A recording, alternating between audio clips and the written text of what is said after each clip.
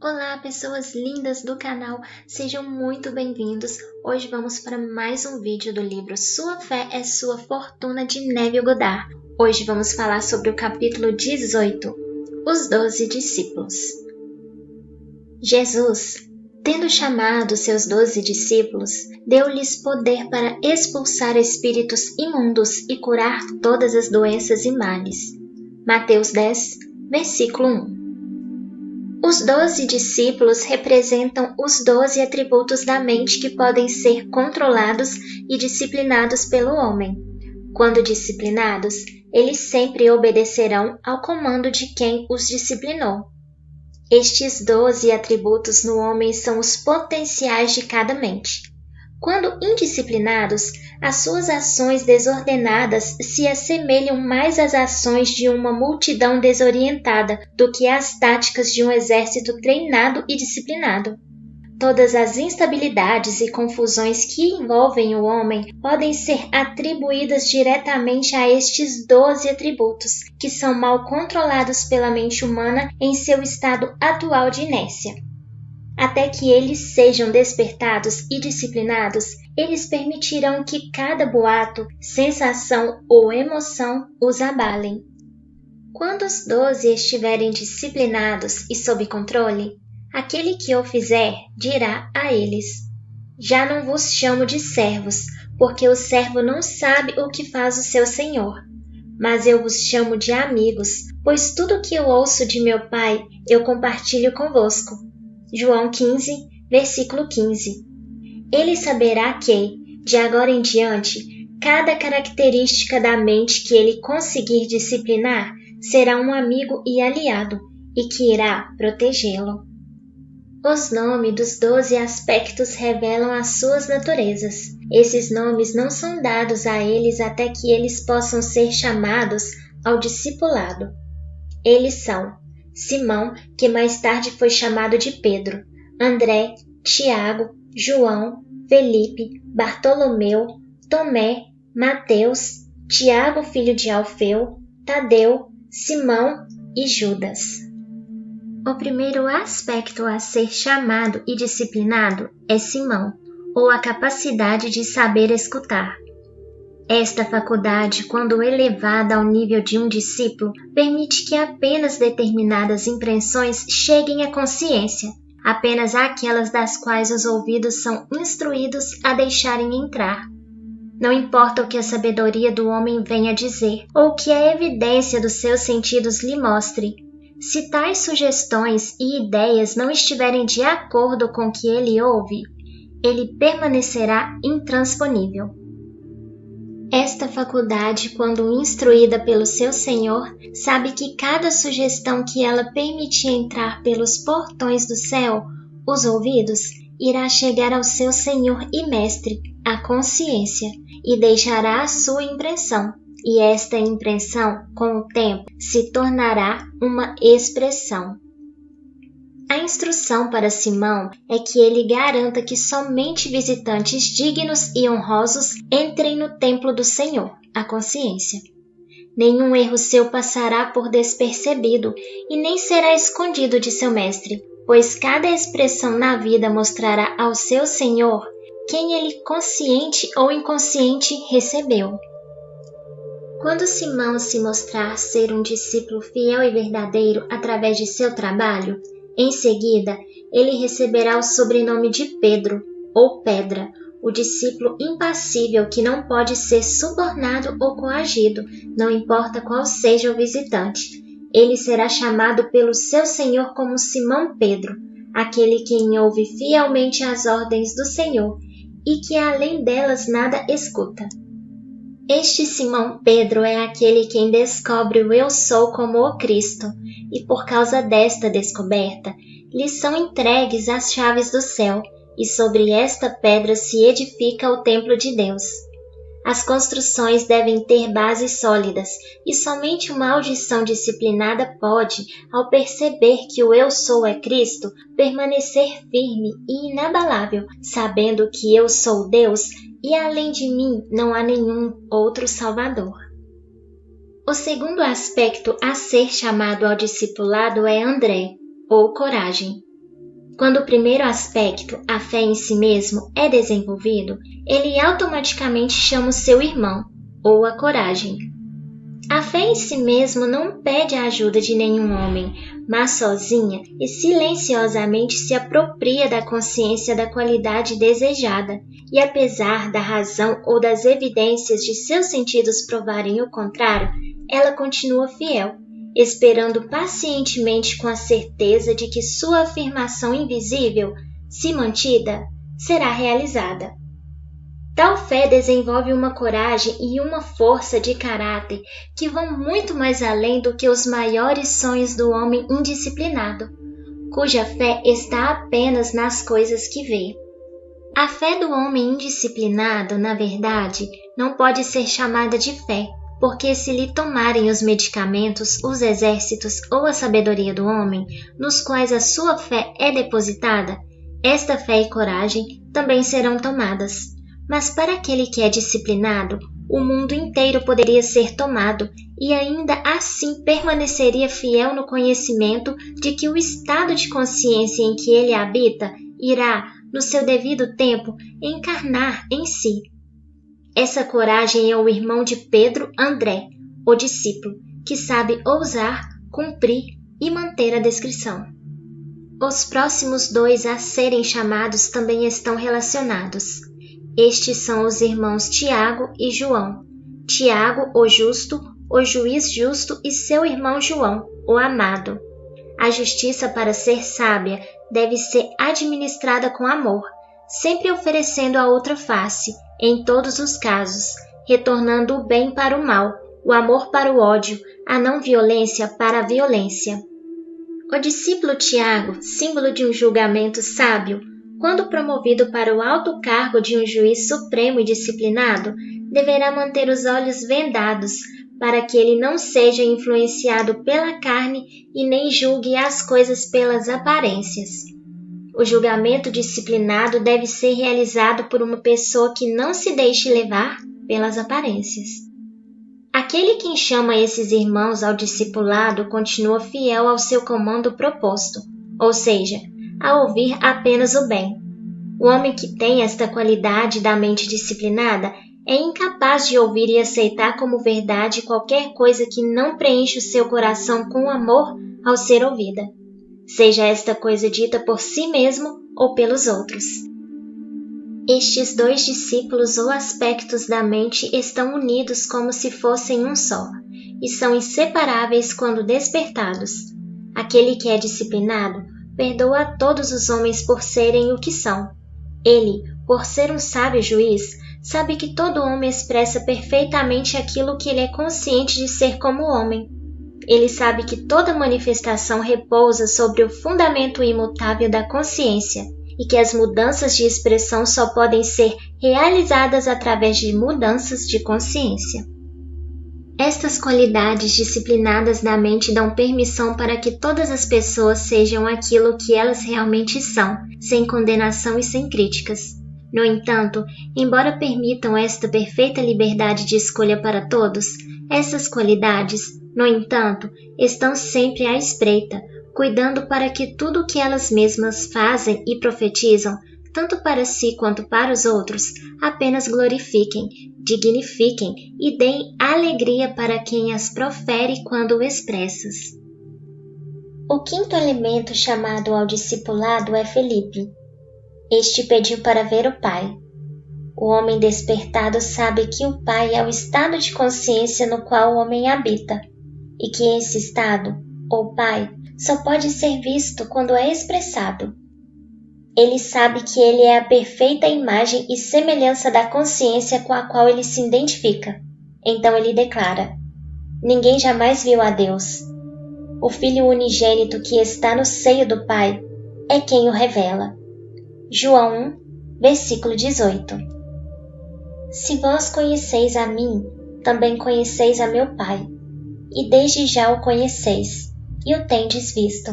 Disse-lhe Felipe: Senhor, mostra-nos o Pai, e isso nos basta. Respondeu-lhe Jesus: Há tanto tempo que estou convosco, e ainda não me conheces, Felipe? Quem viu a mim viu o Pai. Como dizes tu, mostra-nos o Pai? Não crês tu que estou no Pai e que o Pai está em mim? As palavras que eu vos digo, não as digo por mim mesmo, mas o Pai, que permanece em mim, é quem faz as suas obras. João 14, versículos 7, 8, 9 e 10. Eu e meu Pai, a consciência e a sua expressão, Deus e o homem, são um. Esse aspecto da mente, quando disciplinado, persiste até que ideias, ambições e desejos se tornem realidades físicas. Este é o aspecto que afirma: apesar de saber que os vermes devorarão a minha pele e o meu corpo, ainda em minha carne eu verei a Deus. Jó 19, versículo 26. Ele sabe como manifestar a palavra, como dar forma ao que não tem forma. O sexto discípulo se chama Bartolomeu. Este aspecto é a faculdade da imaginação, cuja qualidade da mente, uma vez acordada, destaca o indivíduo da multidão. Uma imaginação desperta coloca aquele que a despertou muito acima do homem médio, dando-lhe a aparência de um farol, uma luz em um mundo da escuridão. Nenhuma outra qualidade separa tanto o homem do homem quanto a imaginação disciplinada. Esta é a separação do joio e do trigo. Aqueles que mais contribuem para a sociedade, em sua maioria, são nossos artistas, cientistas, inventores e todas as pessoas que possuem uma vívida imaginação. Se uma pesquisa fosse feita para descobrir a razão por que tantos homens e mulheres com um bom nível de formação educacional fracassam em seus anos pós-faculdade, ou se fosse feita para descobrir o motivo da diferença de poder aquisitivo entre as massas, não restaria nenhuma dúvida de que a imaginação possui grande parte nisso. Tal pesquisa mostraria que a imaginação é o que faz alguém ser um líder, quanto a falta dela é o que torna alguém um seguidor. Ao invés de desenvolver a imaginação das pessoas, nosso sistema educacional muitas vezes a sufoca ao tentar colocar na mente das pessoas a sabedoria que a ele convém. Nosso sistema o obriga a memorizar uma quantidade enorme de livros que, em breve, serão refutados por livros mais atualizados e assim por diante. A educação não é dada ao se tentar colocar sabedoria dentro do homem. Seu propósito, na verdade, é extrair e revelar a sabedoria que está latente dentro dele. Você, ouvinte, convoque a Bartolomeu para o discipulado, pois apenas quando essa qualidade se juntar ao discipulado, você terá a capacidade de conceber ideias que irão te levar além das limitações do homem comum. O sétimo é chamado de Tomé. Esta qualidade, quando disciplinada, duvida ou nega a todos os rumores e sugestões que não estejam em harmonia com o que Simão Pedro tenha sido ordenado a deixar entrar. O homem que é consciente de ser saudável, não por sua saúde hereditária, suas dietas ou do clima em que vive, mas por conhecer e por ter despertado o estado de consciência em que habita, não importa quais sejam as condições em que o mundo se encontra, ele continuará a expressar a saúde. Ele poderá ouvir através da imprensa, do rádio e dos sábios do mundo que uma praga está varrendo a terra e ainda assim ele permanecerá inabalável e indiferente. Tomé, o cético, quando disciplinado, negará a doença ou qualquer outra coisa que não esteja em harmonia com a consciência a qual ele pertence, para que nada tenha o poder de afetá-la. A qualidade do questionamento, quando disciplinada, protege o homem de receber as impressões que não estejam em harmonia com a sua natureza. Ele adota uma atitude de total indiferença em relação a todas as sugestões que são estranhas ao que ele deseja expressar. O questionamento disciplinado não é uma luta ou um esforço, mas sim uma total indiferença. Mateus, o oitavo, é o dom de Deus. Esta qualidade da mente revela os desejos do homem como se eles fossem presentes de Deus. O homem que chama este discípulo para si, sabe que todos os desejos do seu coração são um presente do céu e que eles contêm em si o plano e o poder de sua autoexpressão. Este homem nunca questiona a forma de sua manifestação. Ele sabe que o plano da expressão nunca é revelado ao homem, pois os caminhos de Deus só se revelam ao se passar por eles. Ele aceita totalmente os seus desejos como se fossem presentes já recebidos e segue o seu caminho em paz, na certeza de que eles vão acontecer. O 9º discípulo é Tiago, filho de Alfeu. Ele é a capacidade de discernimento. Uma mente clara e ordenada é a voz que chama este discípulo para si. Esta faculdade percebe aquilo que não é revelado aos olhos do homem. Este discípulo não julga pelas aparências, pois ele tem a capacidade de perceber a fonte das causas, e sendo assim ele nunca é enganado pelas aparências. A clarividência é a faculdade que é despertada quando esta qualidade é desenvolvida e disciplinada. Não a clarividência de cerimônias e rituais mediúnicos, mas a verdadeira clarividência, a clareza de ver todos os aspectos de uma situação.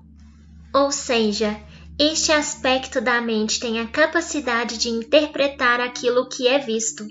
Discernimento ou a capacidade de diagnosticar é a qualidade de Tiago, filho de Alfeu. Tadeu, o 10º, é o discípulo da gratidão, uma qualidade da qual o homem indisciplinado lamentavelmente não possui. Quando esta qualidade de louvor e ação de graças é despertada dentro do homem, ele sempre carrega as palavras "Obrigado, Pai" em seus lábios. Ele sabe que o seu agradecimento pelas coisas não vistas lhe abre as comportas do céu, que lhes dão presentes que vão além da sua capacidade de receber e são derramados sobre ele. O homem que não é grato pelas coisas que recebe não se torna um bom candidato a receber muitos presentes de uma mesma fonte. Até que esta qualidade da mente seja disciplinada, o homem não verá a flor do deserto como uma rosa. Gratidão e reconhecimento são para os dons invisíveis de Deus. Aquilo que a chuva e o sol são para as sementes invisíveis no seio da terra. O 11º aspecto a ser convidado é Simão de Canaã. Uma boa ordem para este discípulo é: escutai as boas novas. Simão de Canaã, ou Simão da terra do leite e do mel, quando chamado ao discipulado, é a prova de que quem chama esta faculdade para si tornou-se consciente da vida abundante. Ele pode falar com o salmista Davi: preparas uma mesa perante mim na presença dos meus inimigos, unges a minha cabeça com azeite, e meu cálice faz transbordar. Este aspecto disciplinado da mente é incapaz de ouvir qualquer coisa exceto as boas notícias, e sendo assim, é bem qualificado para pregar o Evangelho, ou as boas novas. O 12º e último dos aspectos disciplinados da mente é chamado de Judas. Quando esta qualidade é despertada, o homem sabe que ele deve morrer para aquilo que ele é antes que ele possa se tornar aquilo que ele deseja ser. Então, por isso é dito que ele é o discípulo que cometeu suicídio, o que é uma metáfora, uma maneira figurada de dizer aos iniciados que Judas é o aspecto disciplinado do desprendimento. Ele é aquela pessoa que sabe que o seu eu sou, que sua consciência é o seu salvador. Então ele abandonou a todos os outros salvadores. Esta qualidade, quando disciplinada, dá àquele que a possui a força para o desprendimento. O homem que chamou a Judas para si aprendeu como desviar a sua atenção para longe dos problemas ou limitações e a focá-la naquilo que é a solução ou salvador. Em verdade eu vos digo, se alguém não nascer de novo, não pode ver o reino de Deus. João 3, versículo 3. Não existe maior amor do que este, alguém que se entregue a própria vida pelos seus amigos. João 15, versículo 13. Quando o homem perceber que quando a qualidade do seu desejo for alcançada, ela salvará a ele e aos seus amigos, ele voluntariamente dará a sua vida, a sua atual concepção de si mesmo, pelos seus amigos, abandonando a sua consciência do que ele atualmente é consciente de ser, para assumir a consciência daquilo o que ele deseja ser.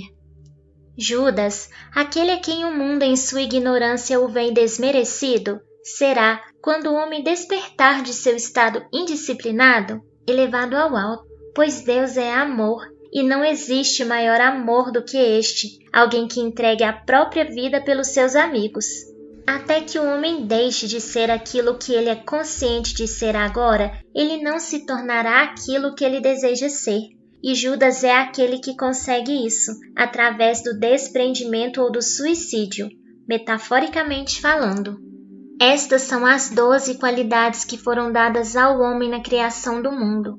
O dever do homem é desenvolvê-las ao nível do discipulado. Quando isso for feito, o homem poderá dizer: eu te glorifiquei na terra, finalizando a obra que me entregaste para realizar. E agora, Pai, glorifica-me junto a ti, com a glória que eu tinha contigo antes que o mundo existisse. João 17, versículos 4 e 5. Neville Goddard.